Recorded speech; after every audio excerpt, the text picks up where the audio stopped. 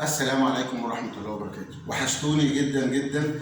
كنت نفسي اصور اللون ده قبل، بس يلا مش مشكلة. انت كمان كان نفسك اللون ده يطلع قبل، صح؟ بس ما كنتش متوقعته خالص. الحمد لله. ما توقعتش ان كان فيه ابيض وكذا لون. اهم حاجة ان احنا الاسود بقى فجأة اشهر رمادي. الحمد لله. لا جميل جدا وتسلم ايدك بجد. ربنا يبارك فيك يا رب. اهم حاجة ارجعي لورا سن صغيرة كده. بصوا يا جماعة اللون.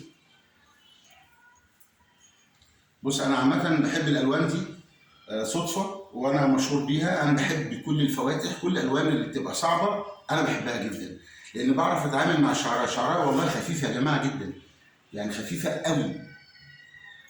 بس انا بحب اتعامل مع الشعر، لان قبل كده قلت يا جماعة ما حدش يفتح ويحط ورق ويسخن، والحاجات دي بتبوظ الشعر.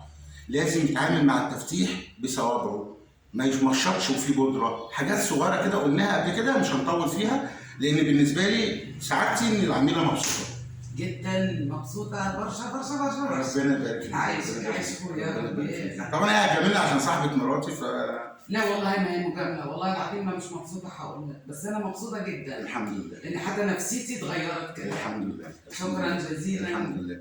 طبعا هنعمل ستوب فما تبصيش. نقول سلام. اوكي باي باي باي.